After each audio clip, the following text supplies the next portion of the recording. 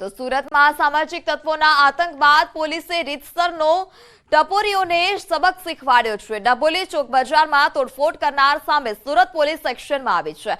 Surat police દ્વારા combing હાથ ધરવામાં આવ્યું અને ઘરમાંથી આરોપીને કાઢવામાં આવ્યા છે। ડીસીપી, એસપી, પીઆઈ કક્ષાના અધિકારીઓએ કોમ્બિંગ કર્યું હતું।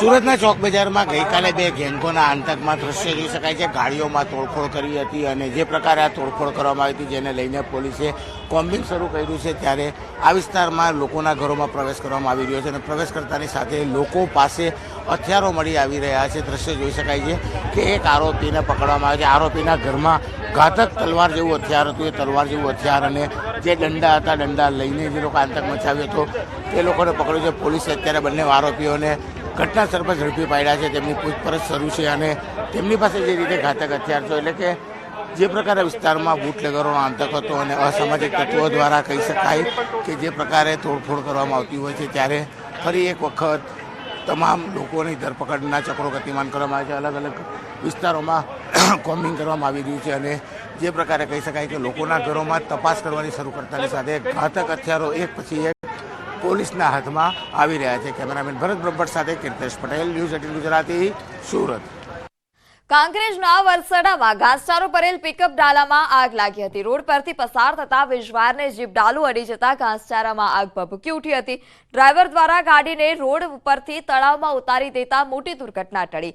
સ્થાનિકોએ તળાવના પાણીથી આગ પર કાબુ મેળવવાનો પ્રયાસ કર્યો હતો। આગમાં ઘાસચારો બળીને ખાખ। બનાસકાંઠાના થરાદમાં 70 કિલોમીટરની થરાદ સીપુ પાઇપલાઇન યોજનાનો શુભારંભ કરાયો છે। વિધાનસભાના અધ્યક્ષ શંકર ચૌધરીના હસ્તે આ યોજનાનું લોકાર્પણ કરવામાં આવ્યું। કાર્યક્રમમાં અનેક આગેવાનો અને અધિકારીઓ ઉપસ્થિત રહ્યા હતા। નર્મદા મુખ્ય નહેરમાંથી સીપુ ડેમ સુધી પાણી પહોંચાડવા માટે પાઇપલાઇન નાખવામાં આવી છે। આ અંતર્ગત મહાજનપુરા, મંડાલ તે ઉપરાંત રસાણામાં 3 પમ્પિંગ સ્ટેશનો બનાવવામાં આવ્યા છે। આ યોજનાથી 6000 હેક્ટર જમીનને પિયતનો લાભ મળશે। તે ઉપરાંત પાઇપલાઇનમાં લિંક લાઇન જોડાવી 70 ગામોના તળાવો પણ ભરાશે। આ યોજનાનો આરંભ થતાં જ ખેડૂતોમાં ખુશી।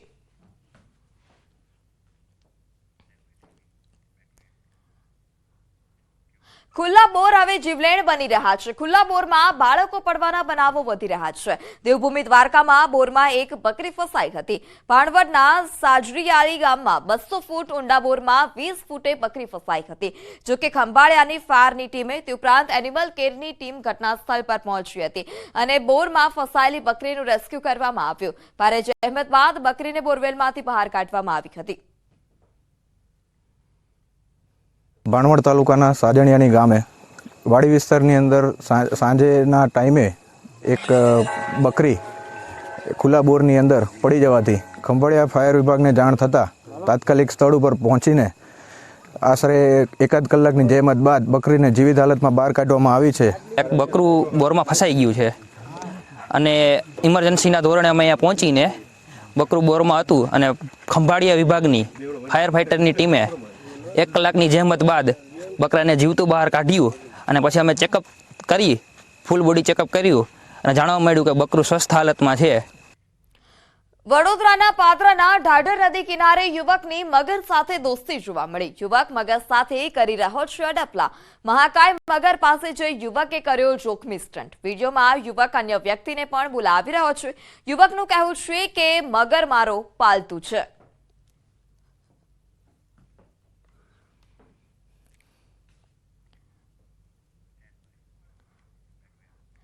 દ્વારકામાં આખલાઓનો આતંક જોવા મળી રહ્યો છે। જોધબા માણેક ચોક નજીક આખલાઓ ભાખડ્યા હતા। લોકોમાં ભયનો માહોલ છે। રખડતા પશુઓને લઈ દ્વારકા નગરપાલિકાની ઉદાસીનતા જોવા મળી હતી। દ્વારકાધીશના દર્શને આવતા ભક્તો તેમજ દ્વારકા શહેરમાં રહેતા સ્થાનિક લોકો આખલાના ત્રાસથી પરેશાન છે। દ્વારકા શહેરમાં અવારનવાર રખડતા પશુઓને કારણે નિર્દોષ લોકો અકસ્માતનો ભોગ બને છે। સુરતના માંગરોળના લવેટ માર્ગ પર દીપડીનું મોત નીપજ્યું। ટુ વ્હીલરની અડફેટે આવતા દીપડીનું મોત નીપજ્યું હતું। 2.5 વર્ષની દીપડીનું બાઇકની અડફેટે આવતા મોત નીપજ્યું છે। વાંકલ વન વિભાગે દીપડાને મૃતદેહને કબજો લીધો હતો અને મૃત દીપડીને માંગરોળ પશુ ચિકિત્સાલય ખાતે લઈ જવામાં આવ્યો। આણંદના વિદ્યાનગર ખાતે સ્માર્ટ વિઝન ગ્લાસનું વિતરણ કરવામાં આવ્યું છે. આણંદ ટાઉન હોલ ખાતે એસએચજી ટેકનોલોજીસ દ્વારા આ ગ્લાસનું સંશોધન કરવામાં આવ્યું હતું. 200 જેટલા દ્રષ્ટિની ખામી ધરાવતા લોકોને આ ગ્લાસનું વિતરણ કરવામાં આવ્યું છે. આ ગ્લાસમાં કેમેરા લગાવવામાં આવ્યા છે અને જે આસપાસની વસ્તુ કેપ્ચર કરી શકશે, જેથી લાભાર્થીઓને જોવામાં સરળતા રહેશે. આ ગ્લાસનું વિતરણ નિઃશુલ્ક કરવામાં આવ્યું છે. આ ક્લાસીસની વિશેષતા એ છે કે સૌથી મોટી વસ્તુ જે મને ગમી એ અમારા માટે આ વિઝન છે. એટલે અમે જોઈ શકીએ છીએ આનાથી. એ અમને આસપાસની બધી વસ્તુઓ કેપ્ચર કરે. ગ્લાસીસ એમાં કેમેરા છે અને આસપાસની બધી વસ્તુઓ અમને કહે. તમારા બ્લૂટૂથને એનાથી કનેક્ટેડ છે એટલે તમને બધી ઇન્ફોર્મેશન મળતી રહે અને વ્યક્તિ કોન્ફિડન્સથી ભલે વિઝ્યુઅલી ચેલેન્જડ હોય, દિવ્યાંગજન હોય, પણ ખૂબ સારી રીતે પોતાનું કાર્ય કરી શકે. દક્ષિણ ડાંગ વન વિભાગ હસ્તકના વાંસદા નેશનલ પાર્ક ખાતે વન અને પર્યાવરણ વિભાગના રાજ્યમંત્રી મુકેશભાઈ પટેલના હસ્તે વન પ્રાણી સારવાર કેન્દ્રનું લોકાર્પણ કરવામાં આવ્યું. અત્યાર સુધી ઇજાગ્રસ્ત પ્રાણીઓને જૂનાગઢ કે પાવાગઢ રેસ્ક્યુ સેન્ટરમાં લઈ જવામાં આવતા હતા. ઇજાગ્રસ્ત વન્ય પ્રાણીઓને હવે વાંસદા ખાતે જ જરૂરી આરોગ્યપ્રદ સારવાર મળી રહેશે. આ લોકાર્પણ કાર્યક્રમમાં ડાંગના ધારાસભ્ય વિજયભાઈ પટેલ પણ ઉપસ્થિત રહ્યા હતા. જંગલી જાનવરો જે હોય છે, પક્ષીઓથી લઈને તમામ પ્રકારના જંગલની અંદર એને ઈજાઓ થતી હોય છે, ત્યારે ગુજરાતના પાવાગઢથી લઈને અલગ અલગ સ્થળે મોકલવામાં આવે છે. અહીંયા રેસ્ક્યુ માટેની સારવાર માટેનું કોઈ સેન્ટર હતું નહીં. સૌ પ્રથમવાર આ ડાંગ જિલ્લાની અંદર વઘઈ ખાતે અમે રેસ્ક્યુ સેન્ટરનું ઓપનિંગ કર્યું છે. અમદાવાદ ખાતે ડોક્ટર બાબા સાહેબ આંબેડકર ઓપન યુનિવર્સિટીના 9મા વાર્ષિક પદવીદાન સમારોહનું આયોજન કરવામાં આવ્યું.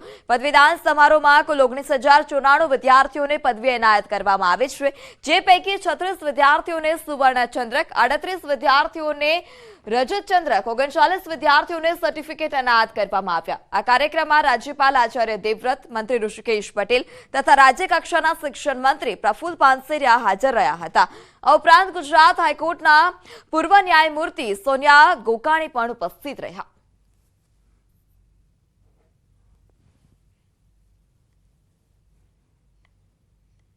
एक यूनिवर्सिटी को राष्ट्र की भावी पीढ़ी को जो कुछ समय के अनुरूप देना चाहिए वो सब कुछ इस विश्वविद्यालय के द्वारा दिया जा रहा है. હવેના સમયની અંદર જે ચોપડીની અંદર રટું રટાયેલું છે, જે આપણને ભણાવવામાં આવ્યું છે, એ ઇન્ફોર્મેશન છે અને એ ઇન્ફોર્મેશનને જ્ઞાનના સ્વરૂપમાં કેવી રીતે ડિલિવર કરવું અને સમય જતા એને કેવી રીતે વધુ ધારદાર કરવું. જ્ઞાન હંમેશા ધારદાર હોવું જોઈએ. ડિગ્રી લેવા માટે નહીં, પરંતુ જ્ઞાન પ્રાપ્ત કરવા માટે અભ્યાસ જરૂરી. અને 2020 નવી એજ્યુકેશન પદ્ધતિની અંદર હવે એક વિશાળ એક તક છે. કોઈ પણ વિદ્યાર્થી કોઈ પણ અભ્યાસક્રમની અંદર જોઈન્ટ થઈ શકે. તો સમાચારમાં આ સમય થયો છે વિરામનો. આપ જોડાયેલા રહો ન્યૂઝ 18 ગુજરાતી સાથે.